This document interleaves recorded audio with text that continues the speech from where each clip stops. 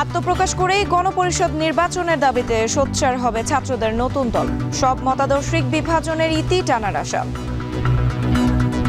যদি গণপরিষদ নির্বাচন হয় তার জন্য আমরা আমাদের যোগ্য প্রার্থী যারা আছে তাদেরকে আমরা খুঁজে বের করব। অন্য রাজনৈতিক দলগুলো 5 যুগে যা করেছে এই রাজনৈতিক দল আগামী 1 যুগে তাদেরকে স্পর্শ শুধু করবে না, তাদেরকে ছাড়িয়ে যাবে। দুর্নীতি সব শেষ করছে, বের না হলে গতি নেই। অ্যাডমিনিস্ট্রেটিভ সার্ভিসের বার্ষিক সম্মেলনে প্রধান উপদেষ্টা। জেলাগুলোকে এখন আমরা স্কুলের রেজাল্টের মতো 1st, 2nd, 3rd, 4th করবো। ওই র্যাঙ্কিং প্রতি মাসে আমরা একটা ফলাফল প্রকাশ করতে চাই। দুর্নীতি থেকে আমাদের বের হতে হবে এবং শিগগিরই হতে হবে। চট্টগ্রামে জলাবদ্ধতা নিরসনে খাল খনন প্রকল্পের কাজ প্রায় শেষ। বর্জ্য ফেলা বন্ধ না হলে নাব্যতা রক্ষা কঠিন, বলছে বন্দর কর্তৃপক্ষ। এবং ভিসার মেয়াদ শেষ হওয়া অভিবাসীদের ধরতে কঠোর অবস্থানে মালয়েশিয়া।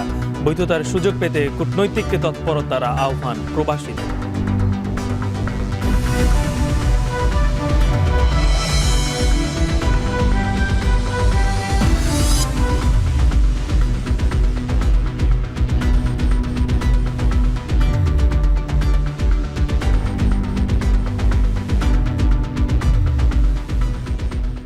স্বাগত এখন বাজারে। পুরো আয়োজন জুড়ে সঙ্গে আছি আমরা দুজন। আমি সুমাইয়া রাত্রি। আমি গালিব ইবনে রিয়াজ। রাজনীতিতে আত্মপ্রকাশ করেই জাতীয় নির্বাচন নয়, গণপরিষদ নির্বাচনের দাবিতে সোচ্চার হবে ছাত্রদের নেতৃত্বে গঠিত নতুন দল। তারুণ্য নির্ভর এ দল আগের সব মতাদর্শিক বিভাজনের ইতি টেনে নতুন রাজনৈতিক বন্দোবস্ত করবে। দলটির তরুণ নেতারা বলছেন, শীর্ষ নেতৃত্ব নির্বাচনে বিতর্ক উঠলেও এটি গণতান্ত্রিক চর্চা হিসেবেই দেখছেন তারা। এদিকে জুলাই বিপ্লবের অর্জন ধরে রাখার পাশাপাশি গণতন্ত্র বিকাশের স্বার্থেই নতুন দলের প্রয়োজনীয়তা রয়েছে বলে মনে করেন রাজনৈতিক বিশ্লেষকরা। আরও জানাচ্ছেন জাওয়াদ মাহমুদ। আমরা এক দফার যে সরকার এবং ফ্যাসিবাদী শাসন ব্যবস্থার বিরোধ ঘোষণা করছি, এর জন্য ছাত্র নাগরিকের অভ্যুত্থান আহ্বান করছি। 24-এ অভূতপূর্ব ঘটনার সাক্ষী হয় বাংলাদেশ। ছাত্র জনতার নেতৃত্বে স্বৈরাচারের কবল থেকে মুক্তির পর তৈরি হয় বৈষম্যহীন সমাজ নির্মাণের আকাঙ্ক্ষা। এমন একটি রাজনৈতিক বন্দোবস্ত তৈরি করতে চাই যেখানে আর কখনোই কোনো ধরনের স্বৈরতন্ত্র, কোনো ধরনের ফ্যাসিজম ফিরে আসবে না। সে প্রত্যাশাকে ধারণ করে চলতি মাসের শেষ সপ্তাহে নতুন রাজনৈতিক দল গঠনের লক্ষ্যে নানা কর্মসূচি ও জনমত তৈরিতে কাজ করছে জাতীয় নাগরিক কমিটি। প্ল্যাটফর্মটির নীতি নির্ধারণী পর্যায়ে কাজ করা তরুণ নেতারা বলছেন, পূর্বের সকল মতাদর্শিক বিভাজনের ইতি টানতে চান তারা। আমরা পোস্ট ইডিওলজিক্যাল সিচুয়েশনে আছি, যেটাকে আমরা বলছি যে উত্তর মতাদর্শক যে একটা অবস্থান সেখানে আমরা আছি। সেখানে আমরা ডান বামের যে বিভাজন, সেই বিভাজন রেখাটি আমরা রাখতে চাই না। জুলাই গণ অভ্যুত্থানে অংশ নেয়া ছাত্রদের সামনে রেখেই নতুন দল গোছানোর কথা জানান নাগরিক কমিটির মুখ্য সংগঠক সার্জিস আলম। তারুণ্য নির্ভর হওয়ায় এই দল রাজনীতিতে পুরনোদের চেয়ে গুরুত্বপূর্ণ হয়ে উঠবে বলে আশা তার। রাজনৈতিক দলটি আগে আসবে, এরপরে এই রাজনৈতিক দলের নাম বাংলাদেশের প্রত্যেকটি জায়গায় যাবে, তখন মানুষ এই নাম নিয়ে আলোচনা করবে। আমরা বিশ্বাস করি অন্য রাজনৈতিক দলগুলো 5 যুগে যা করেছে এই রাজনৈতিক দল তরুণদের নেতৃত্বে যেটা আসতে যাচ্ছে, আগামী 1 যুগে তাদেরকে স্পর্শ শুধু করবে না, তাদেরকে ছাড়িয়ে যাবে। তরুণদের সমন্বয়ে দলের শীর্ষ নেতৃত্ব নিয়ে চলছে নানামুখী আলোচনা। নেতা নির্বাচনে বিতর্ক উঠলেও সেটিকে দলের গণতান্ত্রিক চর্চা হিসেবেই দেখছেন সংগঠনটির মুখপাত্র। এই ধরনের একটা মাইল্ড প্রতিযোগিতাকে আমরা মনে করি যে এটা দল গঠনের জন্য এবং দলের ডেমোক্রেসিকে এস্টাবলিশ রাখার জন্য এটা ভালো। নাহিদ ইসলাম একদম সুনির্দিষ্টভাবে চলে আসছেন এরকম কোনো সিদ্ধান্ত আমাদের হয়নি। কে বা কারা হচ্ছে বিভিন্ন পোস্টগুলোতে বসবেন, এটা শুধু সদস্য সচিবের ক্ষেত্রে না, এখানে প্রত্যেকটা পোস্টের ক্ষেত্রে আমরা আসলে সকলের কাছ থেকে মতামতটা নেওয়ার চেষ্টা করব। দল গঠনের প্রক্রিয়া শেষ পর্যায়ে উল্লেখ করে নিজেদের নির্বাচনের প্রস্তুতির কথা বলেন সংগঠনটির সদস্য সচিব। জানান, গণপরিষদ নির্বাচন নিয়ে কাজ করবে নতুন দল। রাজনৈতিক প্রেক্ষাপট বিবেচনায় হতে পারে নির্বাচনী জোটও। নতুন একটি সংবিধানের প্রেক্ষাপটে এবং সেই সংবিধানকে কার্যত প্রণয়নের দায়িত্ব যে গণপরিষদের হাতে, সেই গণপরিষদ নির্বাচনের কথা আমরা বলছি। যদি গণপরিষদ নির্বাচন হয় তার জন্য আমরা আমাদের যোগ্য প্রার্থী যারা আছে তাদেরকে আমরা খুঁজে বের করব। বাংলাদেশের প্রেক্ষাপটে এমন অনেক মানুষজনের সঙ্গে আমাদের হয়তো রাজনৈতিক জোটও হতে পারে।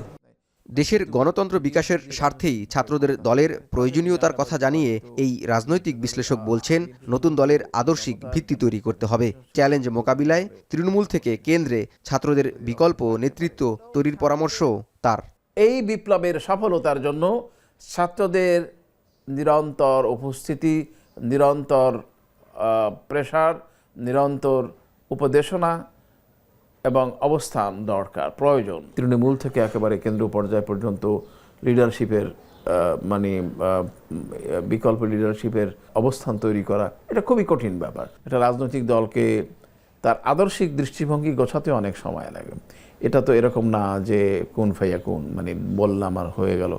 সাম্য, মানবিক মর্যাদা ও ন্যায় বিচার প্রতিষ্ঠার যে লড়াই শুরু হয়েছিল মহান মুক্তিযুদ্ধের মধ্য দিয়ে, সেটি এখনও অধরা রয়ে গেলেও নতুন দলের মাধ্যমে সকল স্তরে সাম্য প্রতিষ্ঠায় কাজ করার কথা জানান তরুণ নেতারা।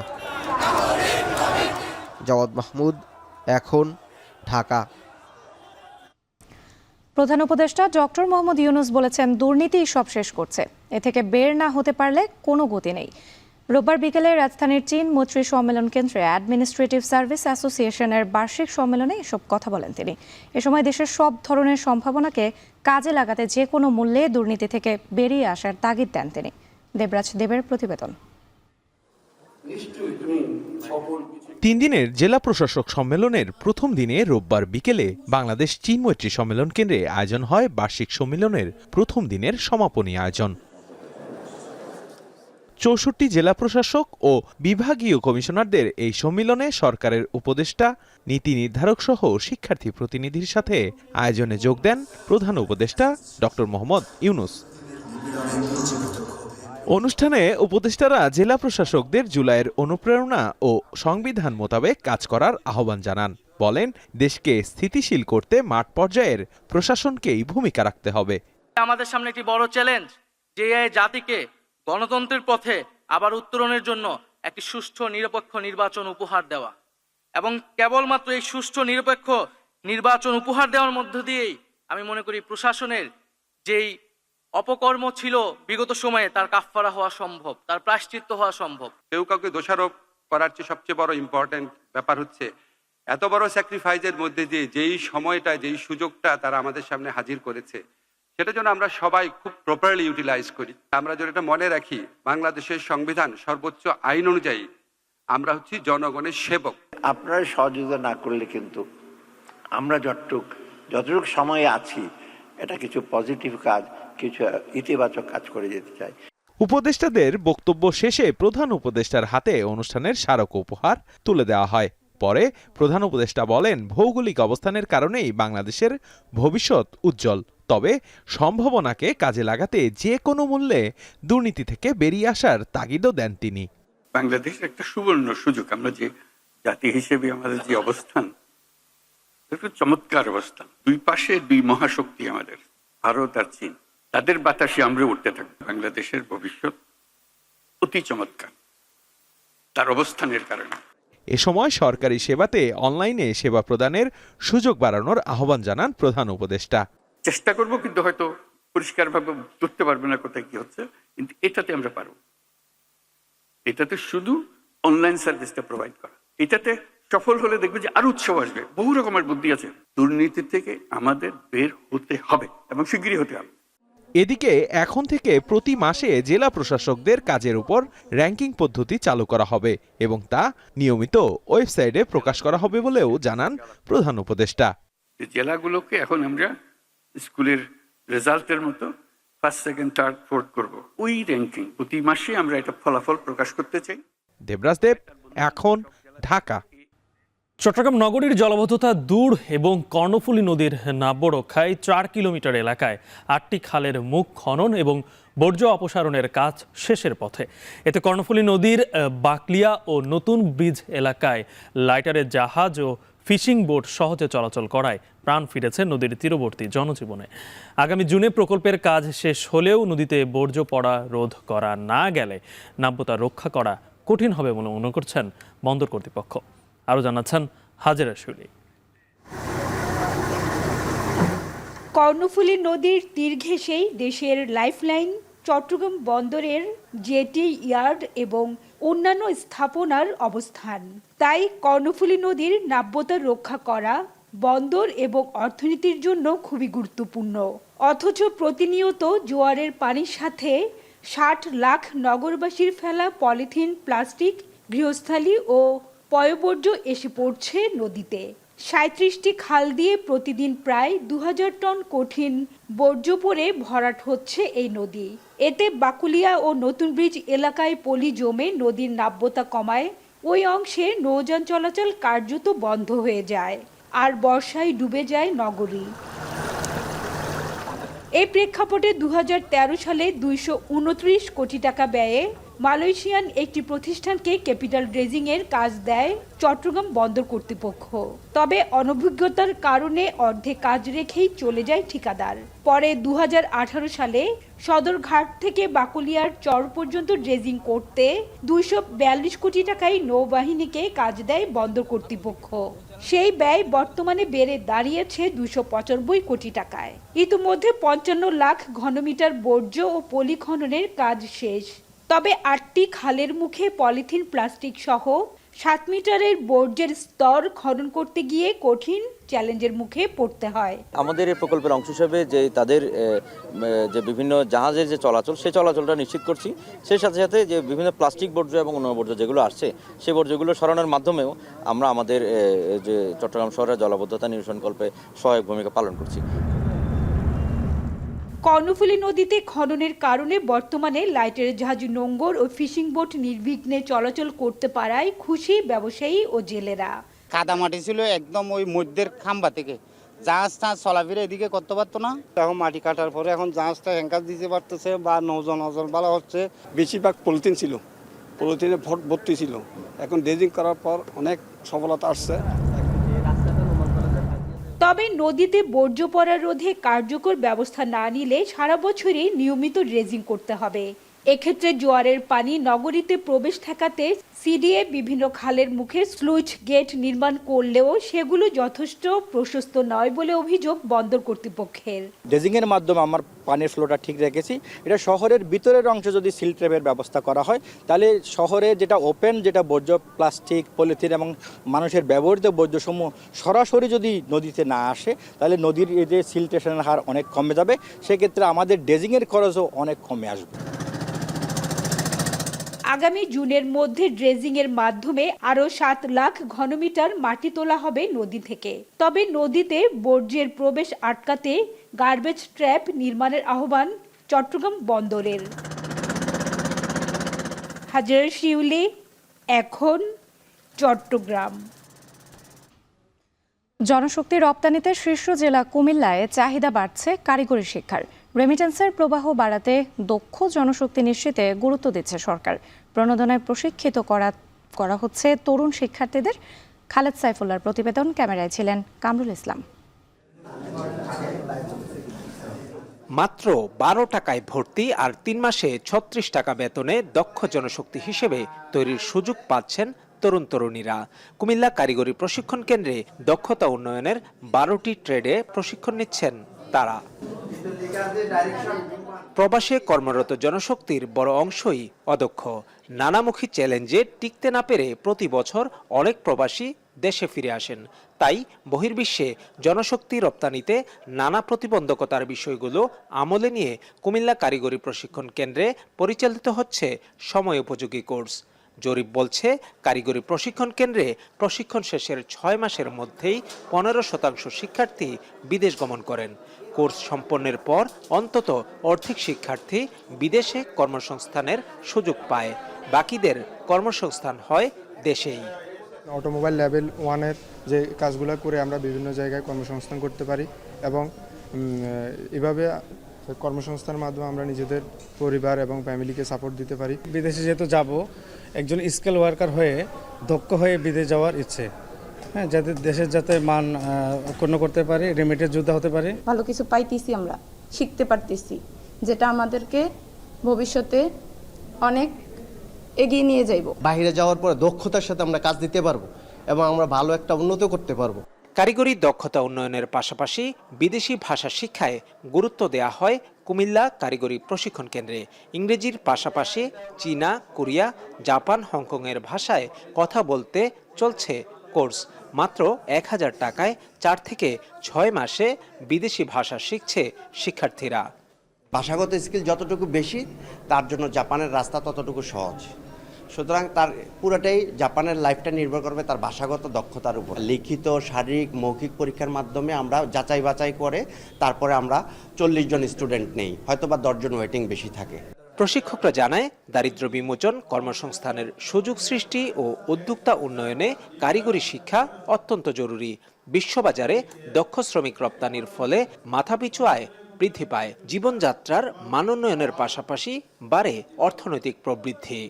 রিফ্রিজারেশন এবং এয়ার কন্ডিশনিংয়ের উপরে আমরা প্রশিক্ষণ দিই, যারা তারা বিদেশে গিয়ে যাতে ভালোভাবে কাজ করে ইনকাম করতে পারে এবং দেশের রেমিটেন্সে সহযোগিতা করতে পারে। বিভিন্ন এখানে কোর্স আছে, এখানে অটোমেটিক মেকানিক্স, ড্রাইভিং আছে, ইলেকট্রিক্যাল আছে, আরএসি আছে, প্লাম্বিং আছে। এই বিভিন্ন অকুপেশনে সাধারণত আমাদের এখান থেকে সৌদি আরবেও যাওয়ার একটা মোটামুটি টাকামূল্যের সার্টিফিকেট অর্জন করার একটা ব্যবস্থা এখানে আছে। বছরে 2500 শিক্ষার্থী নিয়মিত ট্রেড কোর্সে অংশগ্রহণ করছে। গেল বছর 34,000 বিদেশগামী এখানে প্রি ডিপার্চার ওরিয়েন্টেশন কোর্সে অংশগ্রহণ করেছে। কারিগরি কোর্স শেষে মধ্যপ্রাচ্যে সরাসরি সক্ষমতা যাচাই পরীক্ষায় অংশ নিয়ে উচ্চ বেতনের চাকুরিও পাচ্ছেন শিক্ষার্থীরা। বিদেশে যারা যাচ্ছে একবারেই যাদের ভিসা যারা পেয়ে গেছে এরকম বা খুব কাছাকাছি সময় বিদেশ যাবে, তাদের আমাদের 3 দিনের প্রি ডিপার্চার ওরিয়েন্টেশন প্রোগ্রাম এখানে চালু আছে। যারা এখান থেকে ট্রেনিংয়ের পরপরই হয়তো ম্যান পাওয়ার ক্লিয়ারেন্স হয়ে গেলে খুব অল্প সময়ের ভিতরেই তারা বিদেশ চলে যাবে। 1977 সালে কুমিল্লা কারিগরি প্রশিক্ষণ কেন্দ্রটি প্রতিষ্ঠিত হয়। বছরে গড়ে 1 লাখ জনশক্তি রপ্তানি হয়। সব মিলিয়ে জেলার প্রায় 14 লাখ প্রবাসী বিভিন্ন দেশে কর্মরত রয়েছেন। খালেদ সাইফুল্লাহ, এখন, কুমিল্লা। অমর একুশে বইমেলায় তরুণ বিক্রয় কর্মীরা শুধু বই বিক্রি করায় নয়, বরং গড়ে তোলেন বই পড়ার সংস্কৃতিও। পাঠকদের পরামর্শ দেওয়া কিংবা বইয়ের প্রতি নতুনদের আগ্রহ সৃষ্টি করা সবই করে থাকেন তারা। তাই তো তাদের অংশগ্রহণে প্রতি বছর বইমেলা পায় ভিন্ন মাত্রা। তাসফিয়া উখরোজের প্রতিবেদনে বিস্তারিত। অমর একুশে গ্রন্থমেলা শুধু বই প্রেমীদের মিলন মেলাই নয়, কারো কর্মসংস্থান, কারো শখ, কারো বা বইয়ের সাথে বন্ধুত্বের মুহূর্তগুলো উপভোগের বিষয়। স্টলগুলোতে বই বিক্রি, পাঠকদের পরামর্শ দেওয়া আর পড়ার প্রতি আগ্রহ তৈরিতে গুরুত্বপূর্ণ ভূমিকা রাখছেন এই তরুণ বিক্রয় কর্মীরা। বইমেলায় কাজ করলে অনেক নতুন নতুন বইয়ের সাথে পরিচিত হওয়া যায়। কিছু লেখক নতুন, যাদের সাথে পরিচিত হতে ভালো লাগে, অনেক কিছু শেখার আছে এখান থেকে। বইমেলায় তরুণ বিক্রয় কর্মীদের উপস্থিতি শুধু বই বিক্রির জন্যই নয়, বরং বই পড়ার সংস্কৃতি গড়ে তুলতেও ভূমিকা রাখছে। এছাড়া কর্মজীবনের বন্ধুর পথকেও মসৃণ করে এই অভিজ্ঞতা। পড়াশোনার পাশাপাশি আমার সময় থাকে, আমার ক্লাস না থাকে, পরীক্ষা না থাকে, আমি যদি ফ্রি থাকি অবশ্যই আমি বইয়ের সাথে কাজ করার জন্য থাকবো আগামী বছর। প্রকাশকরা বলছেন, তরুণরা বই নিয়ে উৎসাহী এবং পাঠকের সাথে সহজেই যোগাযোগ স্থাপন করতে পারে। এছাড়া প্রযুক্তি জ্ঞানে এগিয়ে থাকায় অনলাইন প্রমোশন ও আধুনিক লেনদেন ব্যবস্থায় ভালো করছে তরুণরা। প্রকাশকদের সাথে সুর মিলিয়েছেন ক্রেতারাও। ওরা আসলে বোঝাতে পারে, যতটুকু ওদের স্টল সম্পর্কে একটা জ্ঞান ওরা খুব ভালোভাবেই রাখে। এটা খুব ভালো লাগছে আমার থেকে। আমার চেয়ে 2-3 বছর বড় হইতে পারে, ছোট হইতে পারে, আমি তাদের সাথে কানেক্ট করতে পারি, আমি তাদের সাথে ইন্টেলেকচুয়ালি কানেক্ট করতে পারি। বই সম্পর্কে তাদের সাথে সেই আড্ডাটা আমার সেখানে জমে উঠতেছে। যখন অ্যাপ্লাইয়ের আমরা একটা বিজ্ঞাপন দেই, তখন দেখি ম্যাক্সিমামই তরুণরা, স্টুডেন্ট যারা তরুণ তরুণী, তারাই খুব আগ্রহের সাথে অ্যাপ্লাইটা করে। তরুণদের হাত ধরে সমৃদ্ধ হচ্ছে বইয়ের জগৎ। প্রাণবন্ত বইমেলায় তরুণরা যেন প্রাণচাঞ্চল্যের প্রতীক। অনেকেই মনে করে থাকেন এই অমর একুশে বইমেলার প্রাণ যেন শুধু পাঠকেরাই। তবে দ্বিমতের সুরে বলতেই হয়, এ মেলায় কর্মরত হাজার হাজার তরুণ বিক্রয় কর্মীরাও যেন ঠিক একই পরিমাণ প্রাণের সঞ্চার করছে এখানে। তাই তো প্রতি বছর এই সময়টির জন্য মুখিয়ে থাকেন তারা, এবং মেলা শেষে তাদের অভিজ্ঞতার ঝুলিতে নিয়ে ফেরেন নতুন নতুন সব গল্প। অমর একুশে বইমেলা থেকে তাজফিয়া উখরোজ, এখন, ঢাকা। মৌলভীবাজারের আগাম টমেটো চাষ করে লাভবান হচ্ছেন কৃষক। গ্রাফটিং ও মালচিং পদ্ধতিতে উৎপাদিত টমেটো যাচ্ছে দেশের বিভিন্ন প্রান্তে। তবে কৃষি বিভাগের সহায়তা না পাওয়ার অভিযোগ রয়েছে চাষিদের। সহজ শর্তে ঋণ ও হিমাগার সুবিধার দাবি তাদের। এম হামিদের প্রতিবেদনে বিস্তারিত। কমলগঞ্জে খরিফ 1 ও রবি মৌসুমে টমেটো চাষ করে সফল হচ্ছেন কৃষক। সবচেয়ে লাভ হয় আগাম জাতের টমেটো খরিফ 1 চাষ করে। শুকুরুল্লাহ গাঁওয়ের তরুণ উদ্যোক্তা কৃষক আব্দুল মান্নান চলতি বছরে 10 বিঘা জমিতে আগাম ও শীতকালীন টমেটো আবাদ করেন, যার উৎপাদন খরচ প্রায় 21 লাখ টাকা। এ পর্যন্ত বিক্রি করেছেন প্রায় 1.5 লাখ টাকার টমেটো। আগাম যেহেতু যারা ওরা অবশ্যই লস হয় না। এখন যে বাজার রেট, এই লামিলা যারা ফসল চাষ করছে এরা কিন্তু এই আপনার লাভের যে মুখটা এরা দেখতে পারে না। এখানকার টমেটো যাচ্ছে দেশের নানা প্রান্তে। এসব বাগানে কাজ করেও সচ্ছলতা পেয়েছে চা শ্রমিকরা। তবে পাইকাররা জানান আগে 160 থেকে 170 টাকা কেজি বিক্রি হলেও এখন কৃষক পর্যায়ে তা নেমে এসেছে 5 থেকে 6 টাকা কেজিতে। ওই 350 মজুরি আমাদের, ও দিয়ে আমরা সংসার চালাই, ভালোই চলি মোটামুটি। সংসার চলে আর কি খুব ভালোভাবে। বাজার থাকাকালীন সময় কারবারিও লাভবান হয়েছে, গৃহস্থ লাভবান হয়েছে, তখন বর্তমানে বাজার নাই। আগাম ও শীতকালীন টমেটো চাষ করে স্বাবলম্বী হচ্ছেন কৃষকরা।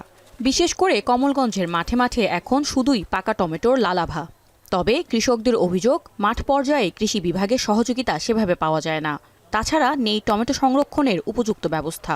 কিছু অফিসার আমরা কোনো পরামর্শ দেয় না। গ্রাফটিং পদ্ধতিতে চাষ করলে, আগাম চাষ করলে প্রচুর লাভ পাওয়া যায়। পরামর্শ ও সহযোগিতায় কৃষি কর্মকর্তাদের দুর্বলতার কথা স্বীকার করে কৃষকদের উন্নয়নে নানা উদ্যোগের কথা জানালেন এই কর্মকর্তা। উপশহরে কৃষি অফিসারদের পদে অনেক শূন্যতা রয়েছে। এক একজন উপশহরে প্রায় 2-3টা ব্লকে দায়িত্ব নিয়ে থাকে। আমরা নিয়োগ হলে এসব পদে লোক নিয়োগ দিলে ইনশাল্লাহ 3 নম্বর পর্যায়ে উপশহরে পাবে এবং পরামর্শ দিয়ে যাবে। তাছাড়াও আমরা সর্বোচ্চ চেষ্টা করে যাচ্ছি যাতে কৃষকদেরকে উপকার করা যায়। এবার মৌলভীবাজারে 1200 হেক্টর জমিতে টমেটো চাষ হয়েছে, যার মধ্যে 170 হেক্টর জমিতে চাষ হয়েছে আগাম জাতের, যেখান থেকে শত কোটি টাকার টমেটো বিক্রির প্রত্যাশা করা হচ্ছে। এখন মৌলভীবাজার। সাতক্ষীরায় জমে উঠেছে চিংড়ির পোনা বিক্রির বাজার। সকাল থেকেই বাজারে ভিড় বাড়ে পোনা ব্যবসায়ী ও ক্রেতাদের। এ নিয়ে আরও জানাতে শহরের কামালনগর এলাকা থেকে যুক্ত হচ্ছেন সহকর্মী আহসান রাজীব। প্রতিদিন কি পরিমাণে টাকার বেচা কেনা হয় এই বাজারে?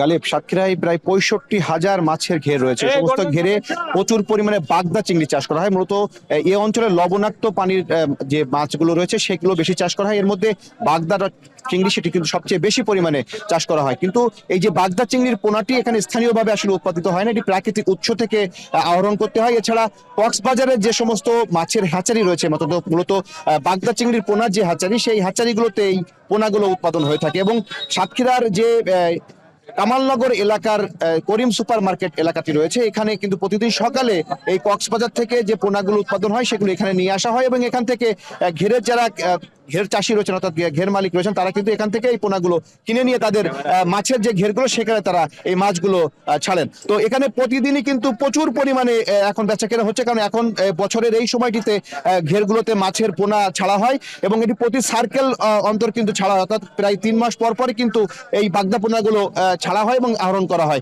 তো বাগদাগুলো যখন বড় হয় তখন কিন্তু সেগুলো ধরে সেগুলো আবারও নতুন করে বাগদার পোনা ছাড়তে হয়। প্রতি 1000 হিসেবে এখানে বাগদার পোনা বিক্রি হচ্ছে। প্রতিদিন এখানে গড়ে 1 থেকে 1.5 কোটি টাকার পোনা কিন্তু বিক্রি হচ্ছে বলে ব্যবসায়ী আমাদেরকে জানিয়েছেন। প্রতিটি বক্সে, অর্থাৎ এখানে কক্সিটের বক্সে করে এই পোনাগুলো আনা হয় একেবারে কক্সবাজার থেকে এবং সেই পোনাগুলো কিন্তু এখানে প্রতি 1000 হিসেবে বিক্রি করা হয়। প্রতি বক্সে 5 থেকে 5,500 পিস পোনা থাকে এবং এই পোনাগুলো এখানকার যারা ঘের মালিকরা রয়েছেন তারা মূলত এখানকার যে দোকানগুলো রয়েছে বা এখানকার যে ডিলার ডিস্ট্রিবিউটার যারা রয়েছেন বিভিন্ন হ্যাচারির, সেই ডিস্ট্রিবিউটারদের কাছ থেকে তারা মূলত সংগ্রহ করে নিয়ে যান। এগুলো কিন্তু মূলত তারা হ্যাচারিতে নিয়ে হ্যাচিং করে তারা মূলত ঘেরে ছাড়েন। তো এই যে বাগদার পোনাটি, এটি 1996 সালের পর থেকে কিন্তু এই হাটটি এখানে প্রতিদিনই বসে এবং প্রতিদিন সকালে এখানে প্রায় 1 থেকে 1.5 কোটি টাকার বেচা কেনা এখানে হচ্ছে বলে এখানকার যারা ব্যবসায়ী রয়েছে তারা আমাদেরকে জানিয়েছেন। জেলা জেলা মৎস্য চিংড়ি ব্যবসায়ী যারা রয়েছেন অর্থাৎ পোনা ব্যবসায়ী যারা রয়েছেন তাদের সমিতির পক্ষ থেকে জানানো হয়েছে তাদের এখানে 100 শতাধিক প্রায় ব্যবসায়ী রয়েছেন যারা এই কক্সবাজারে যে সমস্ত মাছের পোনার যে ডিস্ট্রিবিউটর তারা রয়েছেন, একই সাথে সুন্দরবন সহ আশপাশের এলাকায় কিছু ছোট ছোট হ্যাচারি রয়েছে, সেই হ্যাচারির পোনাগুলো কিন্তু এই বাজারে বিক্রি হয়ে থাকে এবং এখানকার যারা ব্যবসায়ী উদ্যোক্তারা বলছেন যে প্রাকৃতিক উৎস থেকে চাপ কমাতেই মূলত তারা এই হ্যাচারির পোনাগুলো তারা বাজারে সরবরাহ করে থাকেন এবং এটির প্রচুর চাহিদা রয়েছে। সারা বছরই কিন্তু এই পোনা এখানে বেচা কেনা হয়, তবে মূলত এখানে জানুয়ারি মাস থেকে মার্চ মাস পর্যন্ত সবচেয়ে বেশি পরিমাণ পোনা বেচা বিক্রি হয়ে থাকে। বর্তমানে এখানে প্রতিদিনই কিন্তু 10 থেকে 15টি ট্রাকে করে কক্সবাজার থেকে মাছের পোনা আনা হচ্ছে এবং সেগুলো কিন্তু এখানে বাজারের যে রাস্তার ধারে রয়েছে সেখানে রেখে কিন্তু বিক্রি করা হচ্ছে। বিভিন্ন ঘের এলাকা যারা ঘের মালিক রয়েছেন তারা কিন্তু এই বাজারটিতে এসে তারা এই মাছগুলো কিন্তু সংগ্রহ করে তারা ঘেরে নিয়ে যাচ্ছেন এবং তারা বলছেন যে এটি প্রতি 3 মাস পর পর কিন্তু এই মাছটি বেচা কেনা হয়ে থাকে এবং প্রতিদিনই এখানে মূলত এই বাজারটি বসছে। প্রতিদিনই কিন্তু এখানে কোটি টাকার উপরে কিন্তু মাছের যে পোনা সেটি বিক্রি হচ্ছে। তো সব মিলিয়ে আমার কাছে এই ছিল সাতক্ষীরার কামালনগর এলাকা থেকে বাগদা চিংড়ি পোনার বাজারের সবশেষ তথ্য। গালিব, সাতক্ষীরা থেকে যুক্ত ছিলেন সহকর্মী হাসান রাজীব। এবার নিত্য পণ্যের দরদাম জানতে চাই। এদিকে মানিকগঞ্জে অপরিবর্তিত রয়েছে নিত্য পণ্যের দাম, তবে সপ্তাহের ব্যবধানে কেজিতে 10 থেকে 15 টাকা কমেছে ছোলার দাম। এছাড়া সরবরাহ কমায় বাজারে দেখা দিয়েছে সয়াবিন তেলের সংকট। এ নিয়ে শহরের টাউন বাজার থেকে যুক্ত হয়েছেন আসাদ জামান। আসাদ, আপনার কাছে জানতে চাই, বাজারে নিত্য পণ্যের সরবরাহ কেমন দেখছেন? সয়াবিন তেলের বিষয়ে বিক্রেতারা আসলে কি বলছেন?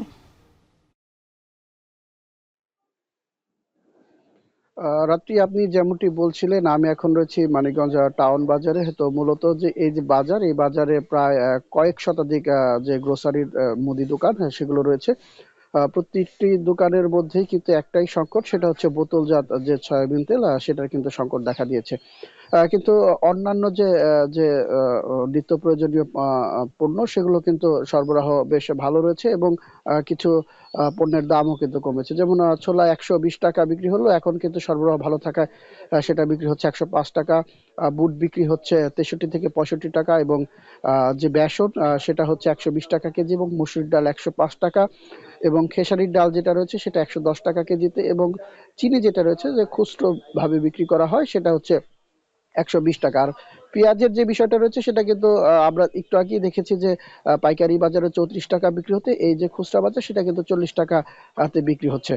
তো সরবরাহ বেশ ভালো রয়েছে। কিন্তু যে বিক্রেতারা যেটা বলছে যে তাদের ভোজ্য তেল যেটা বোতলজাত সয়াবিন তেল সেটার কিন্তু সংকট রয়েছে, কারণ তাদের চাহিদার 10%ও কিন্তু যারা ডিলার রয়েছে বা কোম্পানি রয়েছে তারা কিন্তু দিচ্ছে না। আর যারাও পাচ্ছেন তারাও কিন্তু দেখা গিয়েছে যে বিভিন্ন রকমের শর্ত জুড়ে দেওয়া হয়েছে। যেমন 1 বস্তা চিনি কিনলে দেখা গিয়েছে যে তাদেরকে 1 লিটারের 10 থেকে 12টা বোতলের সয়াবিন তেল দেওয়া হচ্ছে কিংবা 5 লিটারের তেল দেওয়া হচ্ছে।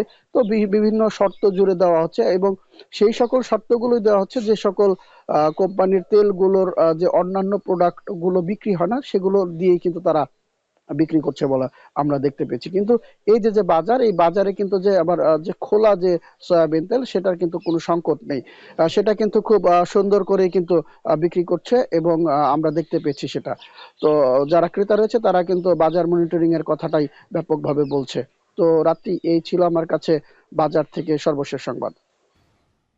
ভিসার মেয়াদ শেষে এমন বিদেশিদের ভিসার মেয়াদ শেষ হয়েছে এমন বিদেশিদের ধরতে আবারও কঠোর অবস্থানে মালয়েশিয়ার অভিবাসন বিভাগ। অভিবাসী অধ্যুষিত বিভিন্ন এলাকায় প্রতিদিনই চলছে তল্লাশি অভিযান।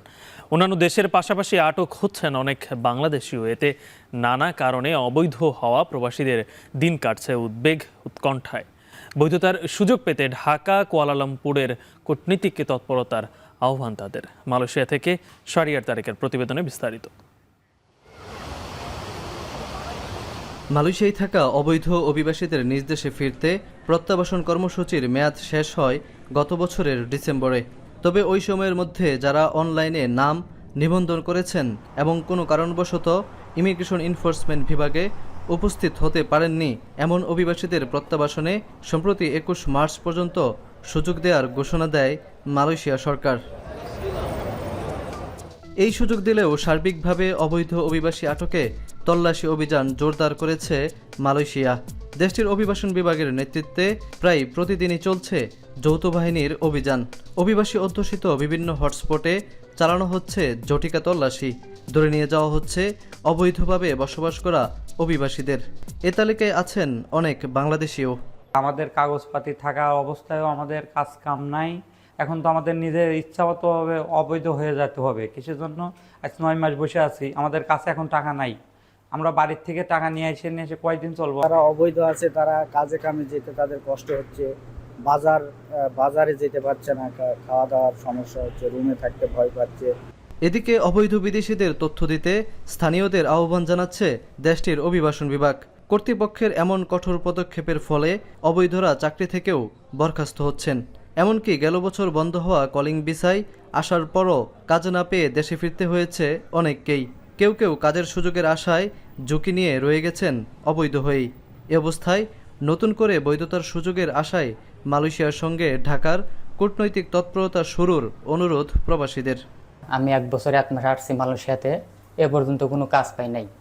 কাজ নাই তো আমি দেশ থেকে টাকা এনে ভিসা লাগাইছি, এরকম অনেকেই আছে। আমাদের সরকার যদি এই দেশের সরকারের সাথে কোনো যোগাযোগ করতো বা যে কোনো একটা সিদ্ধান্ত নিত তো আমার জন্য ভালো হতো।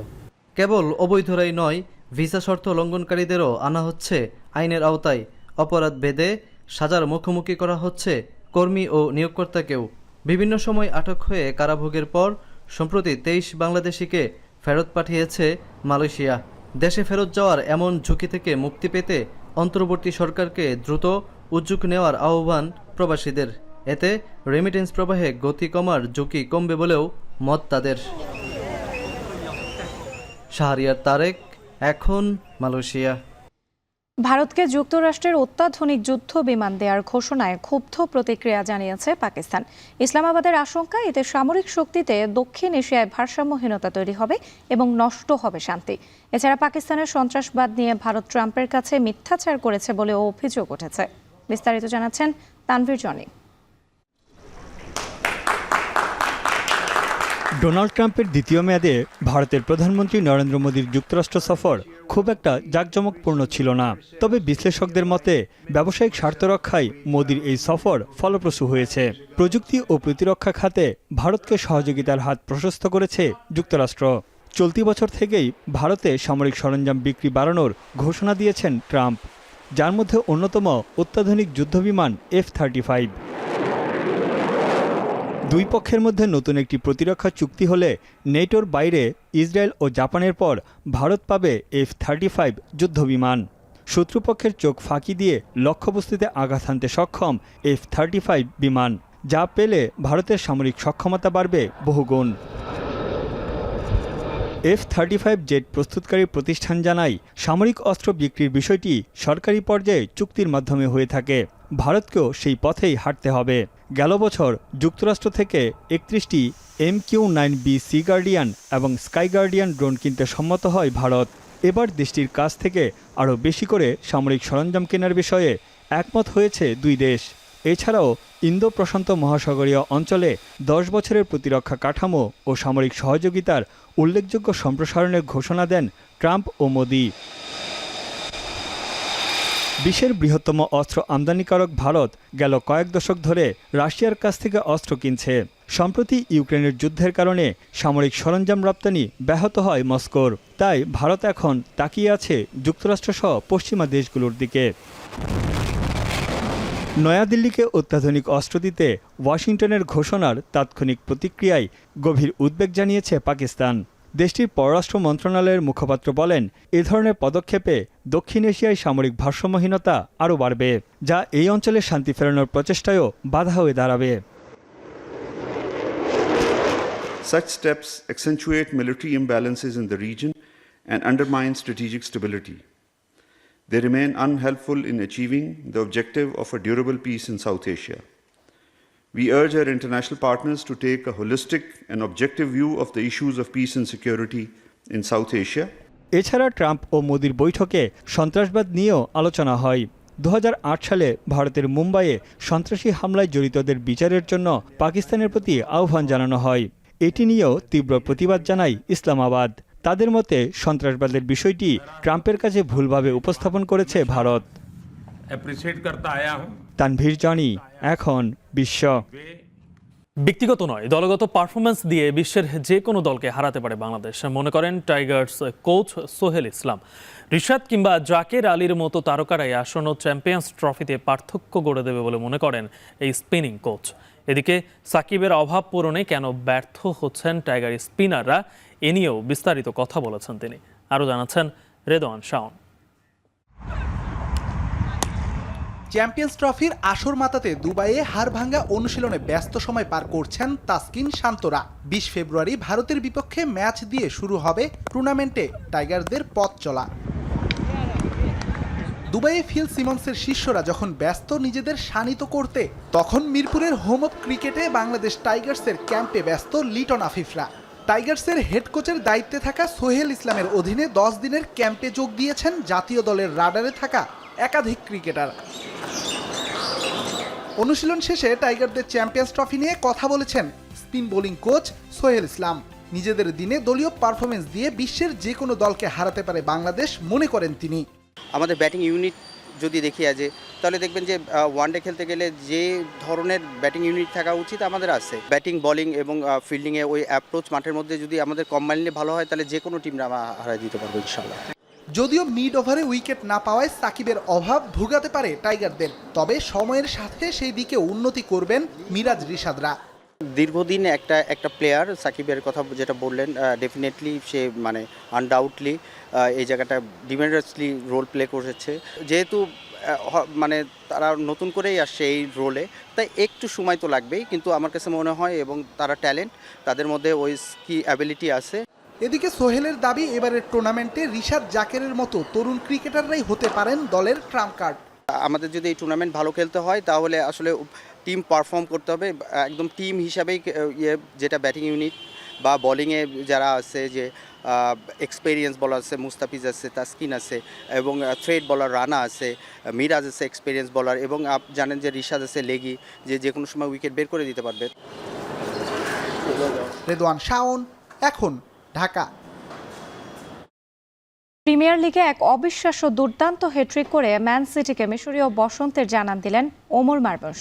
চ্যাম্পিয়ন্স লিগ অভিষেকে রিয়ালের বিপক্ষে হারের স্বাদ পেলেও নিউ ক্যাসেলের বিপক্ষে 14 মিনিটে দেখালেন জাদুর ঝলক। সবচেয়ে কম সময়ে ম্যান সিটির হয়ে হ্যাট্রিক করার কীর্তি করলেন এই মিশরীয় স্ট্রাইকার্স। বিস্তারিত জানাচ্ছেন ফারহান ইহসান। মাত্র 14 মিনিটে হ্যাট্রিক, তাও আবার বিশ্বের সবচেয়ে প্রতিদ্বন্দ্বিতাপূর্ণ আসর ইংলিশ প্রিমিয়ার লিগে। 2019 সালের পর ম্যান সিটির পক্ষে দ্রুততম হ্যাট্রিকের রেকর্ড করে রীতিমতো তাক লাগিয়ে দিয়েছেন ওমর মারমুশ। আর তাতেই স্পটলাইটে মিশরের 26 বছর বয়সী এই তরুণ। বলা হয় মর্নিং শোজ দ্য ডে, মারমুশের যাত্রাটা যেন তার উজ্জ্বল প্রমাণ। ম্যানচেস্টার সিটির হয়ে অভিষেক হয়েছে চ্যাম্পিয়ন্স লিগে, তাও আবার ইউরোপের শীর্ষ দল রিয়াল মাদ্রিদের বিপক্ষে। স্টেডিয়াম ভর্তি দর্শকের সামনে ইউরোপ সেরার মঞ্চে স্বপ্নের এক অভিষেক, যদিও 3-2 গোলে ম্যাচ হেরেছে সিটিজেনরা। 2017 সাল থেকে জার্মান ফুটবলে খেলেছেন মারমুশ। শুরুটা উলফসবার্গে হলেও প্রথম 3 বছর ছিলেন রিজার্ভ বেঞ্চে। এরপর ধারে সেন্ট পাউলি, স্টুটগার্টে খেলে শেষে ফ্রি এজেন্ট হিসেবে যোগ দেন ফ্রাঙ্কফুর্টে। সেখানে মৌসুমের শুরুতে 26 ম্যাচে 20 গোল করে নজর কাড়েন তিনি। চলতি বছরের জানুয়ারিতে 7 কোটি ইউরোতে তাকে দলে ফেরায় ম্যানচেস্টার সিটি, যেখানে প্রথম মাসেই পেয়েছেন হ্যাট্রিকের দেখা, তাও আবার মাত্র 14 মিনিটে। সিটিজেনদের হয়ে 11টি হ্যাট্রিক করা আর্লিং হ্যালান্ডও পারেনি এমন রেকর্ডের দাবিদার হতে। মারমুশ মিশরের হয়ে খেলেছেন 35টি ম্যাচ, গোল করেছেন 6টি। স্বদেশী সালার মতোই প্রতিভাবান এই স্ট্রাইকার। গতি, ড্রিবলিং, বল পজিশনিং সব মিলিয়ে উইঙ্গার কিংবা স্ট্রাইকার 2 ভূমিকাতেই খেলার সামর্থ্য আছে তার। অবশ্য একটা জায়গায় মিশরের হয়েও কিছুটা আলাদা মারমুশ। মা বাবার কানাডীয় নাগরিকত্বের সুবাদে তার শৈশব কেটেছে সেখানে। পরে কায়রোতে ফিরে ওয়াদি ডেগলা যুব একাডেমিতে হাতেখড়ি হয় ফুটবলে। কানাডা, মিশর ও জার্মানি হয়ে মারমুশের ঠিকানা এখন ইংল্যান্ড। সবকিছু ঠিকঠাক থাকলে 2029 সালের জুন পর্যন্ত ম্যান সিটির সাথেই থাকছেন এই মিশরীয়।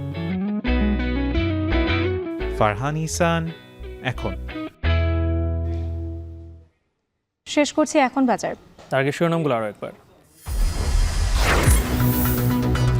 আত্মপ্রকাশ করেই গণপরিষদ নির্বাচনের দাবিতে সোচ্চার হবে ছাত্রদের নতুন দল। সব মতাদর্শীকে বিভাজনের ইতি টানার আশা। যদি গণপরিষদ নির্বাচন হয় তার জন্য আমরা আমাদের যোগ্য প্রার্থী যারা আছে তাদেরকে আমরা খুঁজে বের করব। অন্য রাজনৈতিক দলগুলো 5 যুগে যা করেছে এই রাজনৈতিক দল আগামী 1 যুগে তাদেরকে স্পর্শ শুধু করবে না, তাদেরকে ছাড়িয়ে যাবে। দুর্নীতি সব শেষ করছে, বের না হলে গতি নেই, অ্যাডমিনিস্ট্রেটিভ সার্ভিসের বার্ষিক সম্মেলনে প্রধান উপদেষ্টা। জেলাগুলোকে এখন আমরা স্কুলের রেজাল্টের মতো 1st, 2nd, 3rd, 4th করব। ওই র্যাঙ্কিং প্রতি মাসে আমরা একটা ফলাফল প্রকাশ করতে চাই। দুর্নীতি থেকে আমাদের বের হতে হবে এবং শিগগিরই হতে হবে। চট্টগ্রামে জলাবদ্ধতা নিরসনে খাল খনন প্রকল্পের কাজ প্রায় শেষ। বর্জ্য ফেলা বন্ধ না হলে নাব্যতা রক্ষা কঠিন বলছে বন্দর কর্তৃপক্ষ। ভিসার মেয়াদ শেষ হওয়া অভিবাসীদের ধরতে কঠোর অবস্থানে মালয়েশিয়া। বৈধতার সুযোগ পেতে কূটনৈতিক তৎপরতার আহ্বান প্রবাসীদের।